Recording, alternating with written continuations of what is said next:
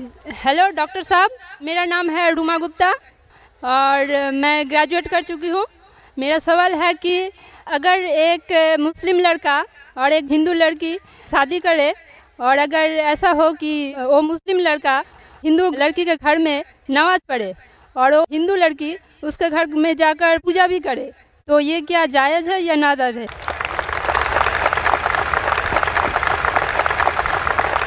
बहन का अच्छा सवाल है कि अगर एक मुसलमान लड़का हिंदू लड़की से शादी करता है तो क्या वो मुसलमान लड़का हिंदू के घर में जाके नमाज पढ़ सकता है, और क्या वो लड़की मुसलमान के घर में पूजा कर सकती है? नहीं।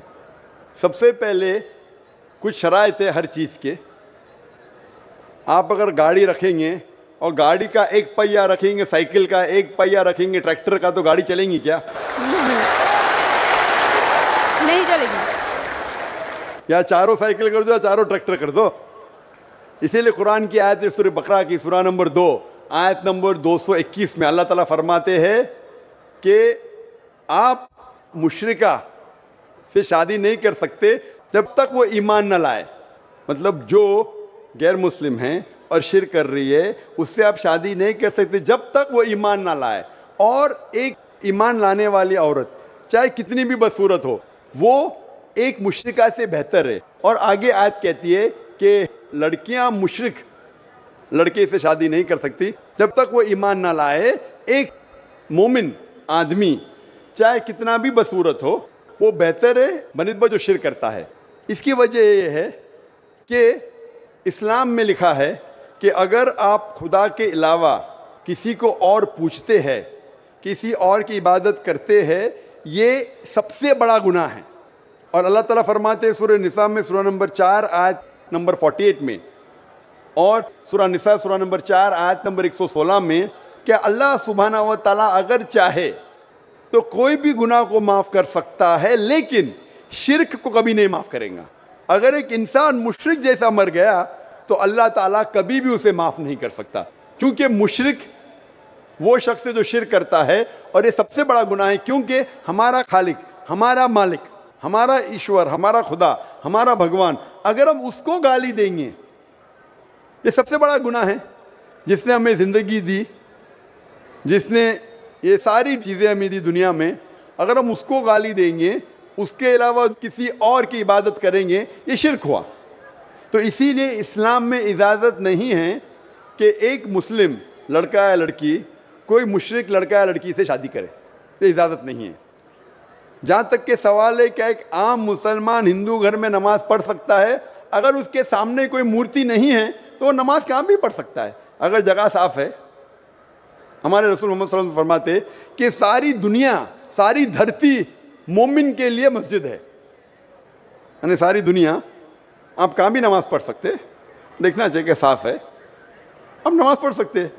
तो ये आप जाके अगर हिंदू का घर में जाते हैं और वह साफ़ है, कोई मूर्ति आगे नहीं है, तो नमाज पढ़ने में कोई हर्ज नहीं है। ज़रूरी नहीं है कि आपको शादी करना चाहिए फिर आप नमाज पढ़ सकते। शादी करने की ज़रूरत नहीं है, नमाज पढ़ने का अगर साफ जगह है तो कोई हर्ज नहीं। इसीलिए शादी के लिए शर्त है कि दोनों का ईमान हो।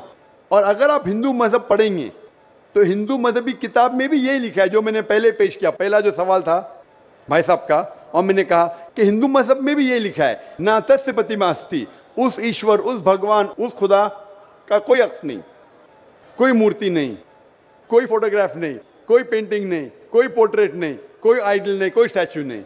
अगर ये मान ले कि कम से कम जो यकसा है हिंदू और इस्लाम के मजहबी किताब में, कम से कम उसके ऊपर अमल करे तो अक्सर हमारे मुश्किलात दूर हो जाएंगी। जो यकसा नहीं है उसको कल डिस्कस कर सकते। और अगर आप तहकीक करते हिंदू मज़हब की किताब पढ़ते और इस्लाम मज़हब की किताब पढ़ते, दोनों में लिखा है खुदा एक है, दोनों में लिखा है खुदा का कोई अक्स नहीं है, दोनों में लिखा है कि खुदा का कोई बुत नहीं है, दोनों में लिखा है कि खुदा के अलावा किसी और की इबादत नहीं करना चाहिए, दोनों में लिखा है कि आखिरी पैगंबर मोहम्मद सल्लल्लाहु अलैहि वसल्लम में, दोनों में लिखा है कि शराब नहीं पीना चाहिए। मैं हवाले दे सकता हूँ और मैं तकरीर एक दिया हूँ, similarity between Islam and Hinduism, इस्लाम और हिंदुइज़्म में यकसानियत, दोनों किताब में आप अगर पढ़ेंगे कुरान मजीद में सूरह माइदा सूरह 5 आयत नंबर 90 में लिखा है کہ شراب پینا حرام ہے. اب Manusmriti chapter number 9 verse number 225 پڑھیں گے, اس میں لکھا ہے کہ شراب پینا حرام ہے.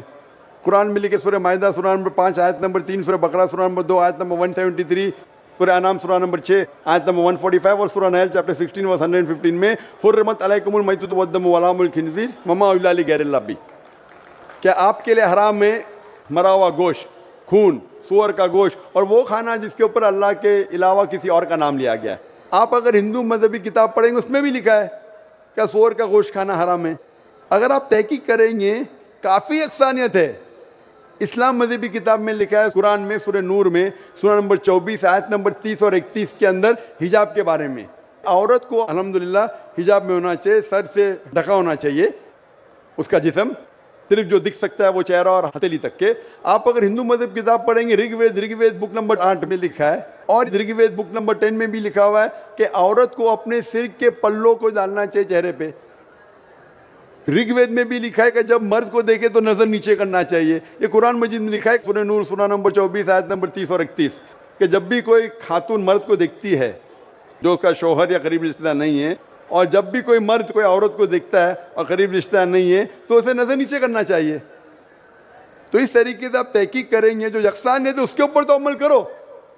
تو یکسانیت ہندو اور اسلام مذہب میں جو مذہبی کتاب میں لکھا ہے, لیکن افسوس کی بات ہے کہ مذہب کے ٹھیکیدار یہ چیز کا ذکر ہی نہیں کرتے.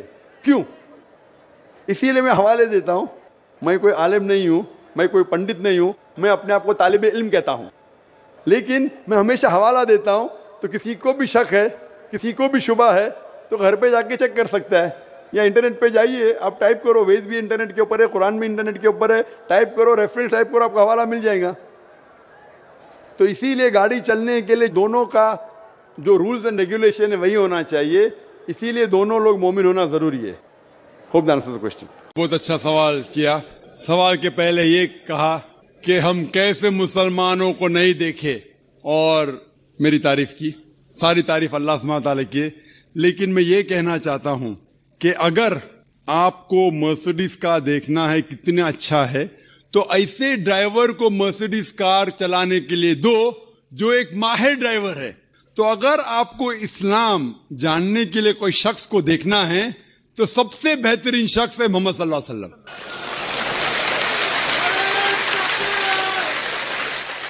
ذاکر نائک اسلام میں زیرو ہے, زیرو.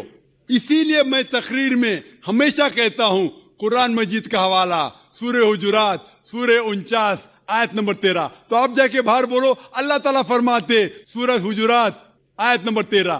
آپ باہر جا کے بولیں گے ذاکر فرماتے, ذاکر کی ویلیو اسلام میں زیرو ہے. ویلیو ہے اللہ اور اللہ کے رسول کی.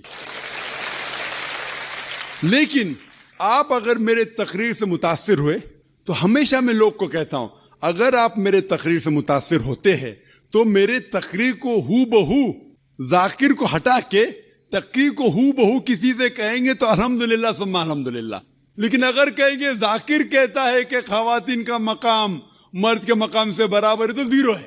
یہ قرآن کہتا ہے سورہ بقرہ میں سورہ نمبر 2 آیت نمبر 228 میں. اگر حوالہ دیں گے تو اس کا وزن ہے. اسی لیے جو میں کہتا ہوں ابھی تک کہ صحیح ہے, کوئی بھی مذہب کو دیکھنے کے لیے مذہب کے ماننے والے سے بدلے مذہب کی کتاب پڑھو. اور اگر کسی کو دیکھنا ہے مذہب کے لوگ کو دیکھنا ہے تو جو سب سے ماہر ہے اس کو دیکھیے.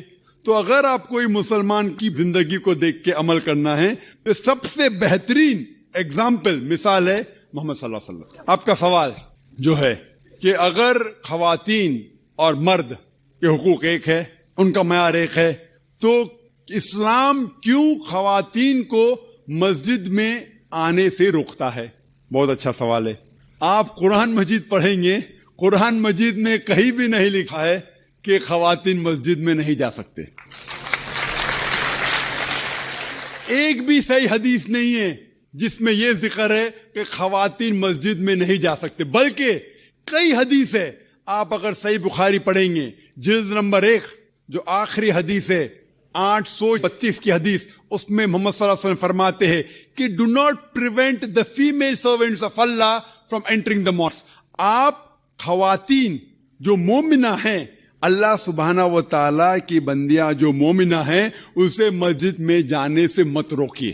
کئی حدیث ہے جس میں لکھا ہوا ہے کہ مومن عورتوں کو مسجد میں جانے سے مت روکیے، لیکن کیونکہ خواتین کی ذمہ داریاں ہیں گھر میں بھی، انہیں مسجد میں جانا فرض نہیں ہے، کمپلسری نہیں ہے۔ مسلمان مرد کو جماعت میں پڑھیں گے تو 27 گنا زیادہ ثواب ہے، یہ صحیح بخاری کی حدیث ہے محمد صلی اللہ علیہ وسلم کی، اور مسجد میں پڑھنا جماعت میں اور بہتر ہے۔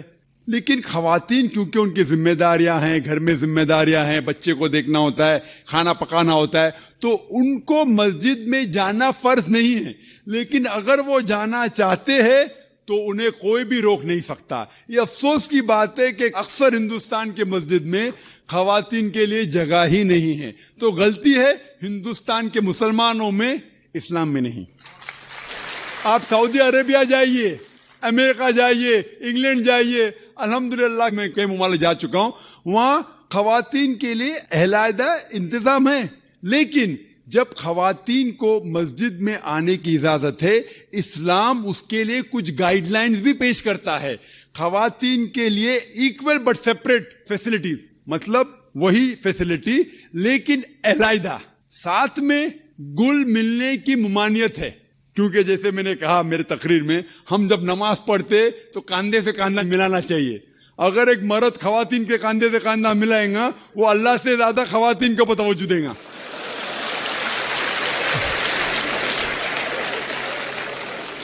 تو خواتین مسجد میں آ سکتے، لیکن ان کے لیے علیحدہ انتظام ہے، ایکول بٹ سیپریٹ فیسلٹیز، برابر اچھا انتظام لیکن علیحدہ، وضو کے لیے جگہ الگ، نماز پڑھنے کے لیے الگ۔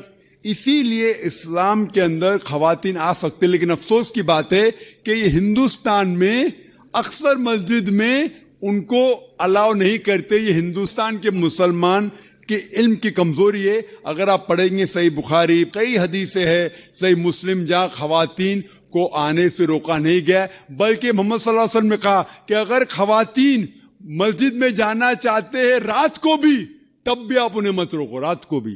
یہ صحیح بخاری کی حدیث ہے کہ اگر رات کو بھی وہ مسجد میں جانا چاہتے تو آپ اسے مت روکیے۔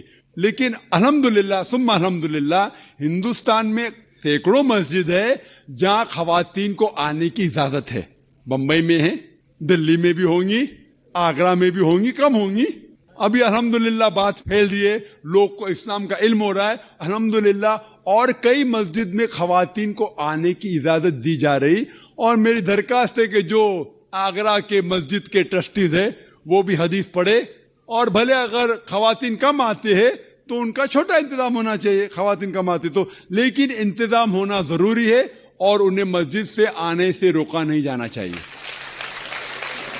مائی سیلف انوراگ جین، اور میں ایک اسٹوڈنٹ ہوں۔ زیادہ تو میں نہیں جانتا اسلام کے بارے میں، لیکن جیسا آپ نے کہا تو مجھے ایسا لگتا ہے کہ اللہ بہت دیاوان ہے، جو انسانوں پر اور ہر جیو پر یعنی جانور پر بھی بہت دیا کرتا ہے۔ اب میرا سوال، میں آپ کی اس بات سے بہت سہمت ہوں کہ کسی بھی انسان کا قتل کرنا انسانیت کا قتل کرنا ہے، اور میں یہ بھی مانتا ہوں کہ اسلام دھرم دیا دھرم ہے اور انسانیت کا دھرم ہے۔ آپ نے کہا کسی بھی انسان کا قتل کرنا انسانیت کا قتل کرنا ہے، کیا کسی جیو، کسی جانور کا قتل کرنا کہیں کسی معنی میں دیا اور انسانیت کا قتل کرنا تو نہیں ہے؟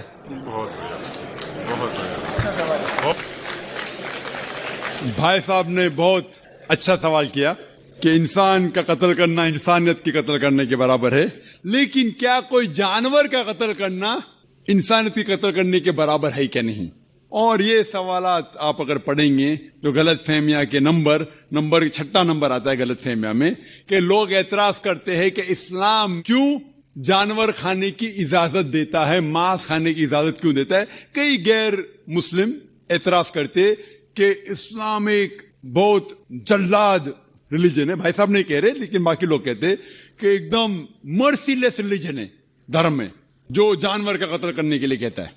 جواب میں یہ کہنا چاہوں گا بھائی صاحب کہ ایک مسلمان اگر وہ چاہے تو پیور ویجیٹیرین، پیور شاکاہاری رہ کے بھی اچھا مسلمان رہ سکتا ہے۔ ماंس کھانا اسلام میں فرض نہیں ہے، ماंس کھانا اسلام میں فرض نہیں ہے۔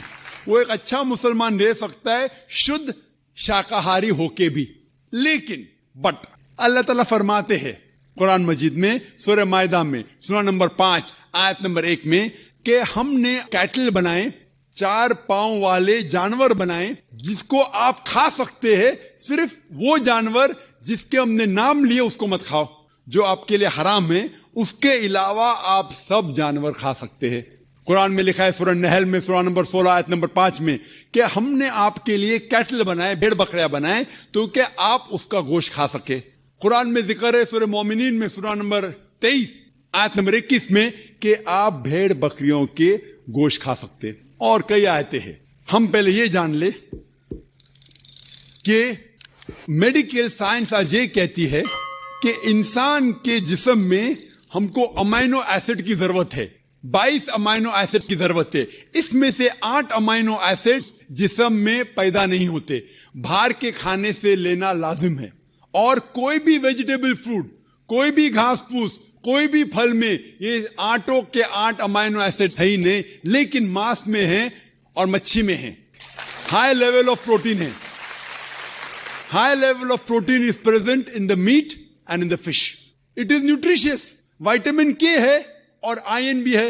اگر آپ دیکھیں گے، اگر آپ تحقیق کریں گے کہ جو جانور جو صرف گھاس پھوس کھاتے ہیں، مثال کے طور پہ گائے، بھیڑ، بکری، ان کے دانت کو آپ دیکھیں گے، ان کے دانت چپٹے ہیں، ہربیورس سیٹ آف ٹیتھ، وہ صرف گھاس کھا سکتے، ماंس کھا ہی نہیں سکتے۔ اگر آپ ان جانوروں کے دانت دیکھیں گے جو ماंس کھاتے ہیں، carnivorous animal like tiger, leopard, line, شیر ببر، چیتا، ان کے دانت دیکھیں گے تو ان کے نوکیلے دانت ہیں، کینائن سیٹ آف ٹیتھ، وہ صرف ماंس کھاتے، گھاس پھوس کھا ہی نہیں سکتے۔ اگر آپ جا کے آئینے میں اور ہم لوگ جا کے آئینے میں دیکھیں گے اپنے دانت، انسان کے دانت چپٹے بھی ہے، نوکیلے بھی ہے۔ اگر خدا چاہتا تھا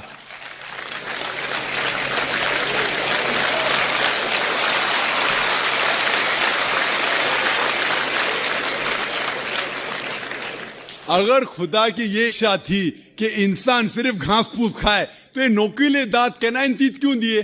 تو میں ڈاکٹر ہوں، ماंس کھانے کے لیے۔ ڈائجسٹو سسٹم جو ہے ہربیورس اینیمل کا، گائے بکری کا ڈائجسٹو سسٹم، وہ صرف گھاس پھوس ڈائجسٹ کر سکتا ہے، ہضم کر سکتا ہے، گوشت کو ہضم کر ہی نہیں سکتا ہے۔ آپ اگر شیر، چیتا، شیر ببر کا ڈائجسٹو سسٹم دیکھیں گے، وہ گھاس پھوس ہضم کر ہی نہیں سکتا ہے، صرف گوشت ہضم کر سکتا ہے۔ ہم انسانوں کا ڈائجسٹو سسٹم اللہ سبحانہ و تعالیٰ نے اس طریقے سے بنایا کہ گھاس پھوس بھی ہضم کر سکتا ہے، گوشت بھی، تو ہم گھاس پھوس بھی کھا سکتے، گوشت بھی کھا سکتے۔ اور آپ دیکھیں گے کہ بہت سے لوگوں کو غلط فہمی ہے کہ ہندو مذہب میں، ہندو دھرم میں گوشت کھانا حرام ہے۔ یہ بالکل غلط فہمی ہے۔ اگر آپ پڑھیں گے ہندو دھرم کی کتاب پڑھیں گے، منوسمرتی ادھیائے نمبر 5 شلوکا نمبر 30، اس میں لکھا ہوا ہے کہ بھگوان نے، خدا نے کچھ جانور کو کھانے کے لیے بنایا ہے اور کچھ جانور کو کھا جانے کے لیے۔ Some animals he has created to eat and some to be eaten, کچھ کھانے کے لیے اور کچھ کھا جانے کے لیے۔ اگر آپ ان جانوروں کو کھاتے ہیں جو خدا نے کھانے کے لیے بنایا ہے تو آپ کوئی گناہ نہیں کرتے۔ منوسمرتی ادھیائے 5 شلوکا نمبر 30۔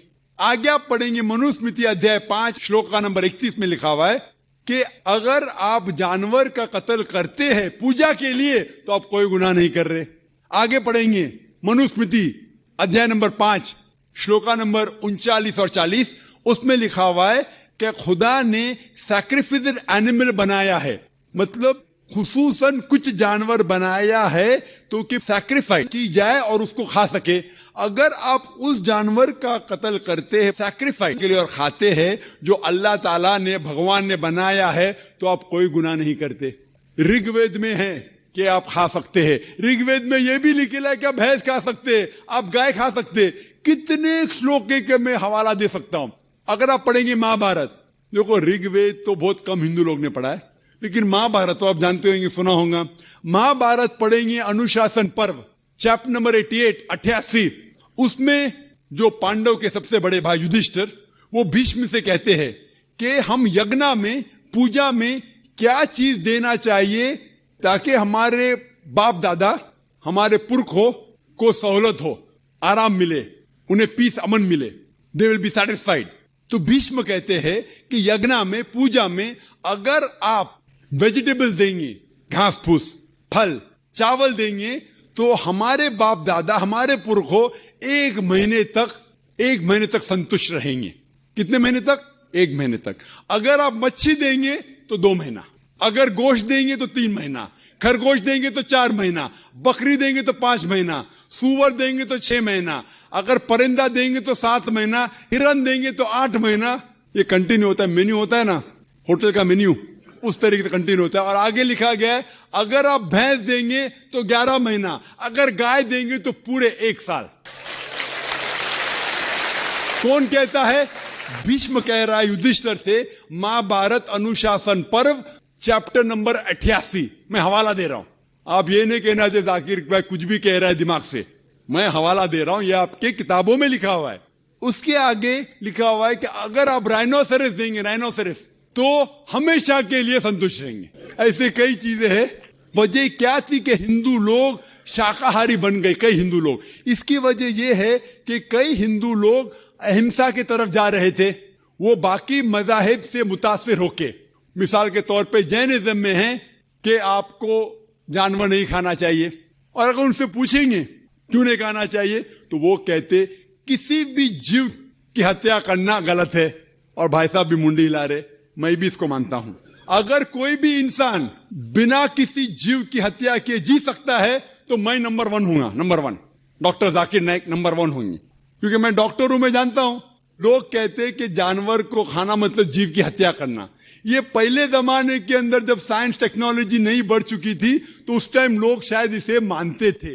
آج سائنس ٹیکنالوجی بڑھ چکی ہے اور ہم جانتے ہیں کہ ایون جو پلانٹس ہے, جو پھل ہے اور جو پودے ہیں, ان کے پاس بھی جان ہے. تو آپ کی لاجک فیل ہو گئے.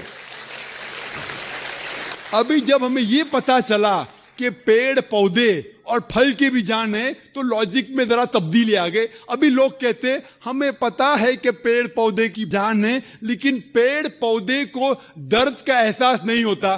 ٹھیک ہے بھائی, یہ پہلے کی بات ہے. آج سائنس بڑھ چکی ہے, ہم جانتے ہیں کہ پیڑ پودے کو بھی درد ہوتا ہے. وہ ہنس بھی سکتے, وہ رو بھی سکتے, ان کو بھی درد ہوتا ہے. لیکن یہ الگ بات ہے کہ وہ جب چلاتے ہیں ان کی چیخ ہمارے کانوں تک سنائی نہیں دیتی, کیونکہ انسان صرف 20 سائیکل سے لے کے 20,000 سائیکلز پر سیکنڈ تک سن سکتا ہے. اس کے اوپر اس کے نیچے انسان سن نہیں سکتا. کیونکہ ہم پیڑ پودے کی چیخ نہیں سن سکتے, اس کا مطلب یہ نہیں کہ ہم ان کی ہتیا کر سکتے. ایک شخص تھا جو مجھ سے بہت بحث کر رہا تھا. وہ ذاکر بھائی, میں مانتا ہوں کہ پیڑ پودے کی جان ہے, پیڑ پودے کو درد ہوتا ہے, لیکن یہ جانور کے 5 سینسز ہے, 5 سمجھ ہے. یہ پیڑ پودے کے 2 یا 3 کم ہے, صرف 3 سینسز ہے. تو اسی لیے جانور کو قتل کرنا بڑا گناہ ہے, پیڑ پودوں کو قتل کرنا کم گناہ ہے.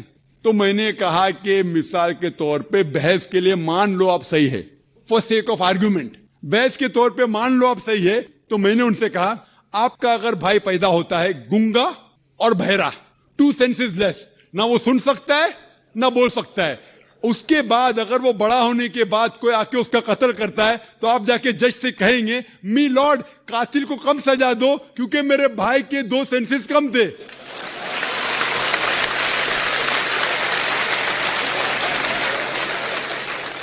آپ تو الٹا یہ کہیں گے کہ میرا بھائی تو معصوم تھا, وہ گنگا تھا, سن بھی نہیں سکتا تھا, بول بھی نہیں سکتا تھا, اس کو ڈبل سزا دو.